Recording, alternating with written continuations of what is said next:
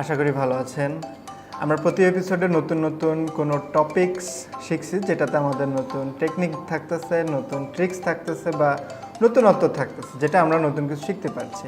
So আজকে আমরা শিখব কিভাবে পেন টুলকে ব্যবহার করে খুব চমৎকারভাবে কাজ করা যায়, অর্থাৎ পেন টুলের ব্যবহার। সো পেন টুলের ব্যবহার খুবই মজার, এবং পেন টুলটাকে যদি আপনি আয়ত্ত করতে পারেন, আপনার গ্রাফিক ডিজাইন লাইফটা অনেক ইজিয়ার হয়ে যাবে। পেন টুলকে বলা হয়ে থাকে হার্ট অফ গ্রাফিক ডিজাইন, অর্থাৎ গ্রাফিক ডিজাইনের হৃৎপিণ্ড। সো এটাকে আপনার আয়ত্তে আনতে একটু সময় লাগতে পারে বা একটু কষ্ট হতে পারে, কিন্তু এটা একবার আয়ত্তে চলে আসলে এটা আপনার কাছে খুবই ভালো লাগবে, কাজ করতে খুবই ভালো পাবেন। সো চলুন আমরা শুরু করি কিভাবে পেন টুলের ব্যবহার করব। সো প্রথমে আমাকে একটা ফটোশপের ভিতরে একটা চেষ্টা করতে হবে যে আমরা যখন প্রথমে কাজ করবো একটা হাই রেজুলেটেড ছবি নিয়ে আসার জন্য। দেখেন আমি অনেক জুম করার পর একটা হাই রেজুলেশনের ছবিকে আমি পেয়েছি, স্পষ্ট ভালো আছে, অর্থাৎ এটা হাই রেজুলেশন। সো আমার কাজ করতে হলে প্রথমে পেন টুল নিতে হবে। পেন টুলের শর্ট কমান্ড হচ্ছে পি। তো যেইখান থেকে আমি কাজ করতে চাই ঠিক সেই জায়গাটাকে আমার জুম করে কাজ করা শুরু করতে হবে। সো নর্মালি আমরা যদি উপর থেকে কাজ করা শুরু করি, চুলের কিছু ব্যবহার আছে, আপাতত আমরা সেটা ভুলে যাই। পেন টুল মূলত দুইভাবে কাজ করে, একটা হচ্ছে জাস্ট এইভাবে বক্স তৈরি করে, আর একটা হচ্ছে এইভাবে কার্ভ তৈরি করে। সো আমাদের কাজ করার ক্ষেত্রে দুইটা জিনিসই প্রয়োজন হবে। তো আপাতত আমরা এটাকে ডিলিট করে দিচ্ছি এবং একটা নতুন পাথ নিব। লেয়ারের পাশে পাথে এসে এখানে দেখতে পাচ্ছেন ক্রিয়েট নিউ পাথ, একটা পাথ ক্রিয়েট করে নিব, তাহলে আমাদের কাজ করার সুবিধা হবে। তো এখন আমি পেন টুল দিয়ে প্রথমে দেখেন, আমি যখন কার্ভ তৈরি করতে চাই তখন হচ্ছে মাউসটা ক্লিক করে, আমাকে ছাড়া যাবে না, মাউসটা ক্লিক করে মাউসটাকে মুভ করতে হবে, ক্লিক করে চেপে ধরে রেখে মাউসটাকে মুভ করতে হবে, তাহলে দেখবেন দুইটা হ্যান্ড বের হবে। সেই দুইটা হ্যান্ড যদি বের হয় দ্যাট মিনস আপনি কার্ভ করতে পারবেন। পরবর্তী ক্লিকেও আমি মাউসটাকে চেপে ধরে মুভ করব, দেখেন আমার হ্যান্ডটা বের হয়ে মিলে যাচ্ছে। এরপর স্পেস বার চেপে ধরে আমি হাত আসবে, মাউস চেপে ধরে মুভ করতে পারবো। সেমভাবে আমি আরও একটা কার্ভ তৈরি করলাম, স্পেস বার চেপে ধরে মুভ করলাম, আবার কার্ভ তৈরি করলাম।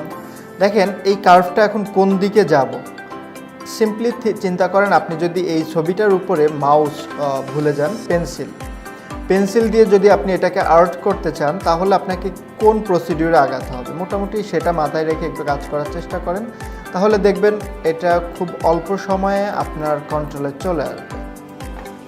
অর্থাৎ যেহেতু আমরা একটা শেপের উপর দিয়ে কাজ করছি, সো এই শেপটা কিভাবে আগাচ্ছে আমাকে ওইভাবেই আগাতে হবে। শেপটা যেদিকে যাচ্ছে আমি মাউসটাকে চেপে ধরে আমার যে হ্যান্ড তৈরি হচ্ছে সেই হ্যান্ডগুলোকে ওই প্রসিডিউরে বা ওই দিকেই আগাতে হবে। আমার হ্যান্ডটা যাচ্ছে এদিকে, আমি যদি অন্য দিকে চেষ্টা করি তাহলে হবে না। মনে করেন যে আমার শেপটা হচ্ছে এইদিকে কার্ভ করেছে, এখন আমি যদি এখানে ক্লিক করে শেপটা এইভাবে নেই, তাহলে দেখেন উল্টা দিকে যাচ্ছে। কিন্তু আমি যদি এদিকে আসি তাহলে দেখেন আমার শেপটা অ্যাকুরেট থাকতেছে। সো এবার আমার তো এদিকে যেতে হবে। তো এইখানে একটা প্রবলেম যে এই লেসটা আমি কিভাবে কাটবো। অল্টার চেপে ধরে ক্লিক করলে কেটে যাবে, অথবা অল্টার চেপে ধরে এই কোণাটাকে হ্যান্ডটাকে এইভাবে মুভ করলে মুভ হবে। সো আমরা কেটে না দিয়ে হ্যান্ড মুভ করব অল্টার চেপে ধরে কিবোর্ড থেকে। সেমভাবে এখানেও অল্টার চেপে ধরে মুভ করলাম, অল্টার চেপে ধরে ঘুরিয়ে দিলাম।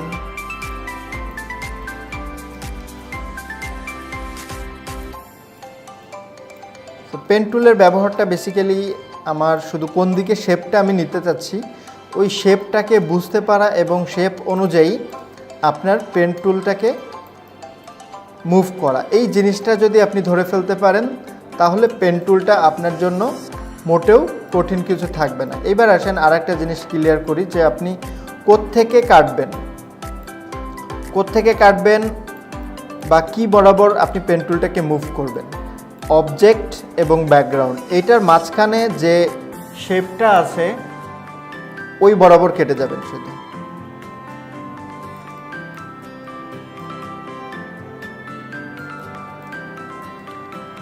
দেখতে পাচ্ছেন যে আমি শেপের অ্যাকুরেট জায়গা দিয়ে যাচ্ছি। এই জিনিসটা আমাদের বুঝতে সময় লাগবে। এবার দেখেন এইখানে একটা ক্রিটিক্যাল শেপ আছে, যেইখানে আমি কি করব, সো এইখানে আমি যদি একটু নিচে এসে দেখেন, এইখানে নিচে সোজা যাচ্ছি, দেখেন আমার শেপটা মিলে যাচ্ছে। তো এই শেপটা নতুন অবস্থায় মেলানোটাই কঠিন, একটু কঠিন হয়ে দাঁড়ায়। বাট আপনি যদি নিয়মিত প্র্যাকটিস করেন এই পেন টুলটা নিয়ে, তাহলে এই শেপগুলো আপনার কন্ট্রোলে চলে আসবে। আপনি চাইলে ইচ্ছা মতো বা আপনার মন মতো শেপ নিতে পারবেন, বা আপনি যেমনটা চাচ্ছেন ঠিক শেপটা ওই রকমই হবে। তো এটা হচ্ছে পেন টুলের একটা গোপন বিষয়, যে আমরা বুঝে উঠতে পারি না নতুন অবস্থায় যে আসলে আমি চাচ্ছি একদিকে, যাচ্ছে আর একদিকে, বা বুঝেই উঠতে পারি না যে আসলে আমি শেপটাকে কিভাবে আমার মন মতো করে ঘোরাবো।